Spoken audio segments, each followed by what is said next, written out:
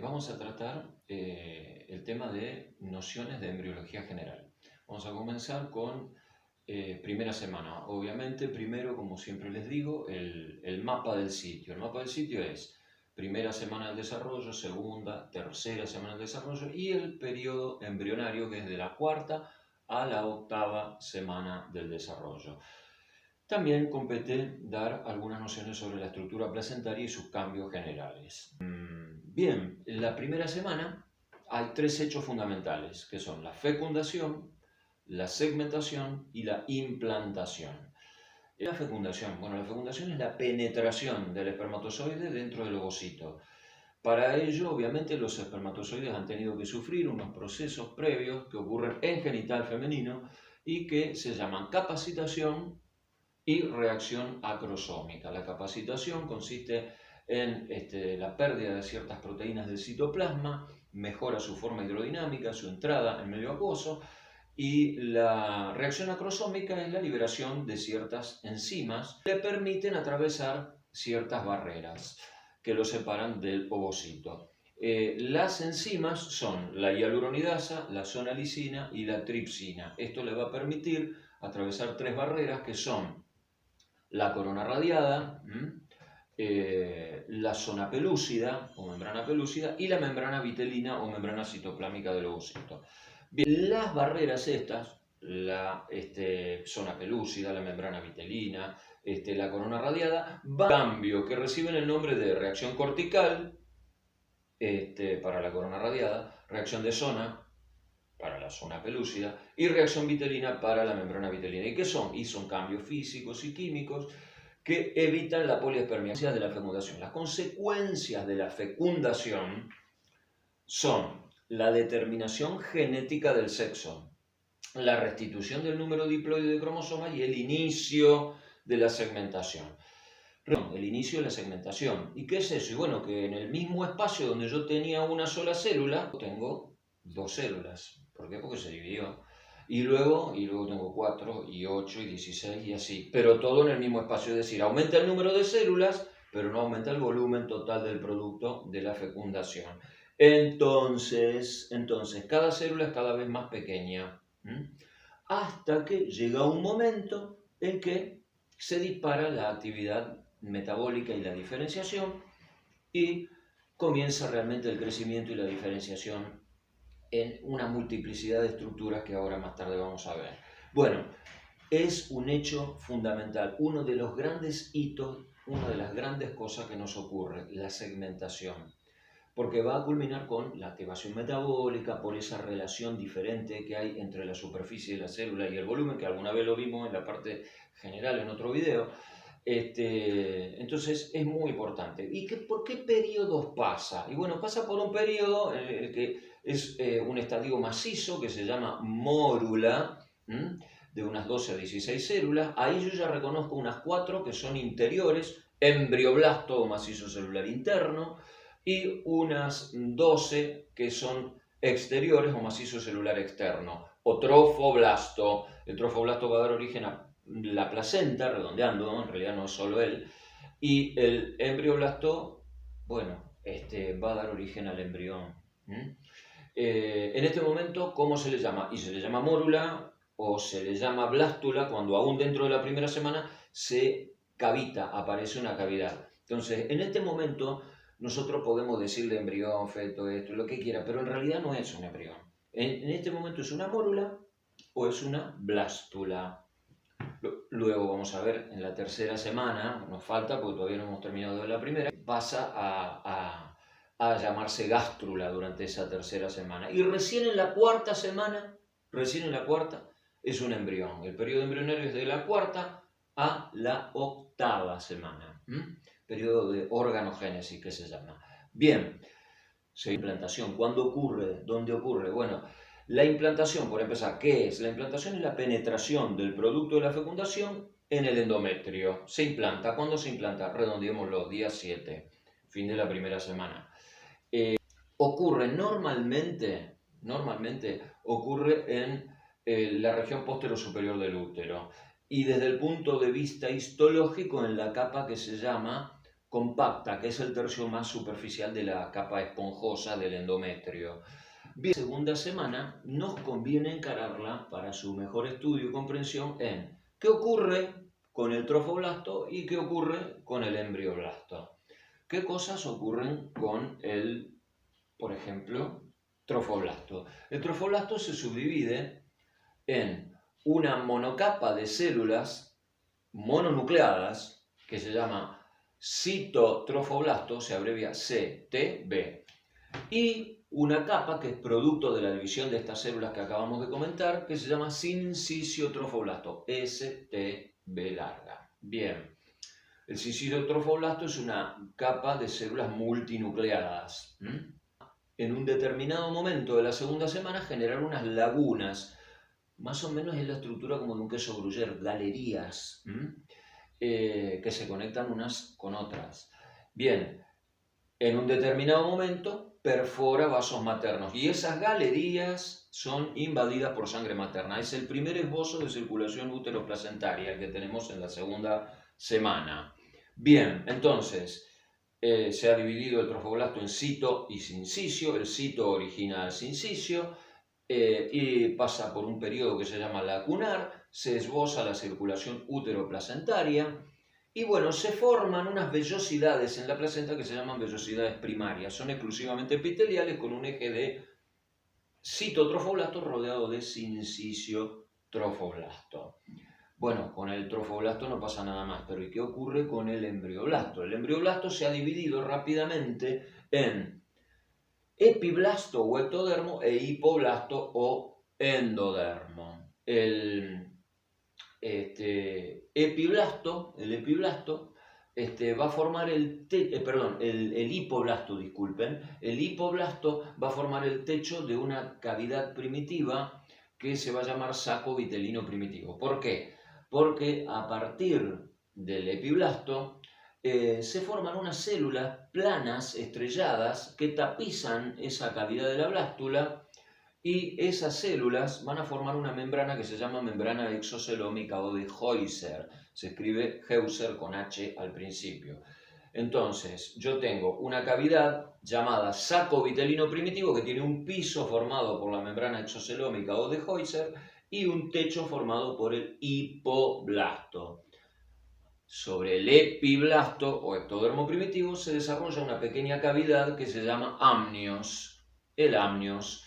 En este momento, el disco germinativo es bilaminar. Por eso a la segunda semana se le llama del disco germinativo bilaminar. Porque tiene dos hojas o láminas, el ectodermo o epiblasto y el hipoblasto o endodermo.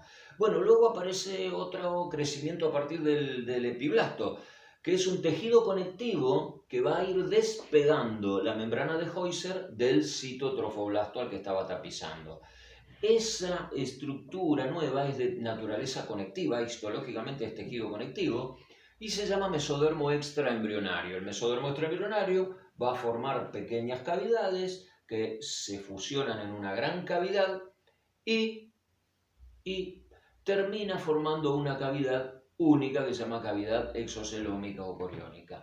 Ahora bien, a la vez que se ha formado el mesodermo extraembrionario y que se formó esta cavidad y el mesodermo ha quedado dividido, el extraembrionario ha quedado dividido en una hoja parietal y una hoja visceral, bueno, a la vez que ocurría esto, el techo del saco vitelino primitivo, es decir, el endodermo o hipoblasto, prolifera nuevamente y forma una cavidad ahora completamente endodérmica, que es el saco vitelino secundario o definitivo. Nada más, vamos con la tercera.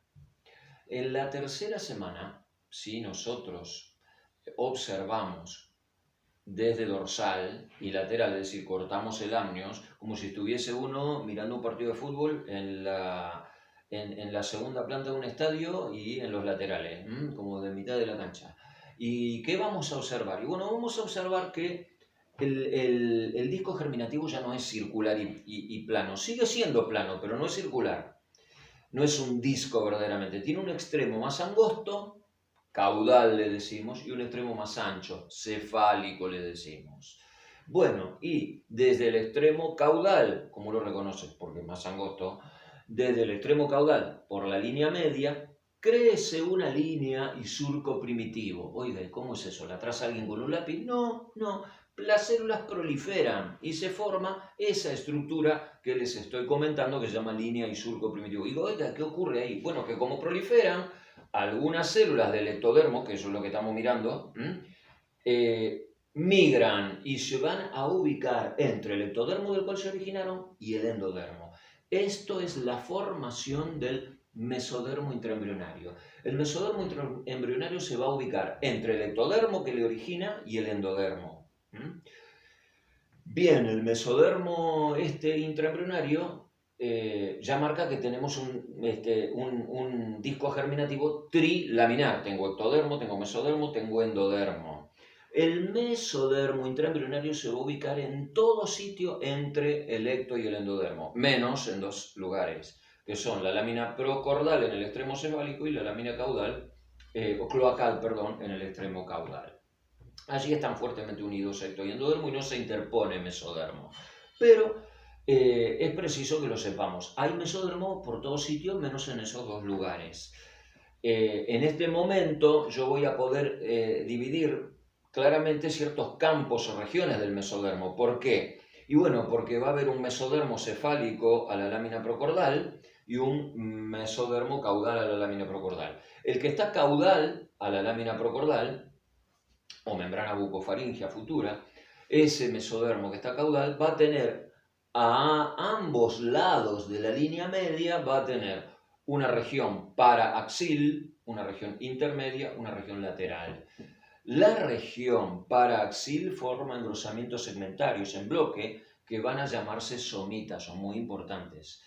El intermedio se llama gononefrótomo, bueno, va a dar origen al aparato urogenital. Y el lateral se va a dividir y va a originar las cavidades corporales, la pleura, pericardio, peritoneo, algunas otras estructuras importantes más. Bueno, entonces el que está caudal, el mesodermo que está caudal a la lámina procordal se subdivide en paraxil, intermedio y lateral. Y el que está cefálico, bueno, el que está cefálico se divide en tres regiones que en la tercera semana, cuando el embrión aún es plano, comprenden. La parte más cefálica es una que se llama mesodermo del septum transverso. En el medio, una parte que se llama área cardiogénica. Y luego una parte que se llama mesodermo branquial. Esto es muy importante que lo retengamos. La más cefálica en este momento, la parte más cefálica es el mesodermo del septum. Luego viene el mesodermo branquial, del área cardiogénica y finalmente, como más caudal, el branquial. Bien, es importante que lo retengan porque en la cuarta semana van a ocurrir procesos que van a invertir todas estas relaciones. Bueno, en tercera semana, ¿qué más pasa con el embrioblasto? Bueno, se forma también a partir del extremo cefálico de la línea primitiva, que es lo que se llama nódulo de Hensen y fosita primitiva, se forma una prolongación que va en el espesor del mesodermo y esa prolongación se llama prolongación notocordal, que en un primer momento es tubular, como un caño, y luego involuciona parte de su cara ventral y pasa a formar un cordón macizo que se llama notocorda definitiva, ya no prolongación notocordal. Es muy importante porque la notocorda va a inducir a fin de la tercera semana la formación del tubo neural, el futuro sistema nervioso. Hay dos sistemas que comienzan a esbozarse a fines de la tercera semana y son el sistema nervioso y además del sistema nervioso el aparato cardiovascular. Este lo va a hacer en la hoja visceral del mesodermo lateral. Bien, la nutrición en esta semana ya va a ser histohemotrofa. ¿Por qué? Porque el mesodermo intraembrionario va a formar vasos, entre otras cosas, entre otras estructuras. Pero además tenemos que tener en cuenta qué estaba pasando con el trofoblasto. Y en el trofoblasto pasó lo siguiente. Se desarrollan unas vellosidades que se llaman secundarias y terciarias.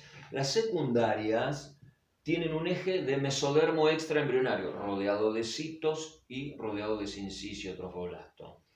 Y las terciarias tienen lo mismo, pero con vasos. Así que yo ya tengo vasos extraembrionarios e intraembrionarios.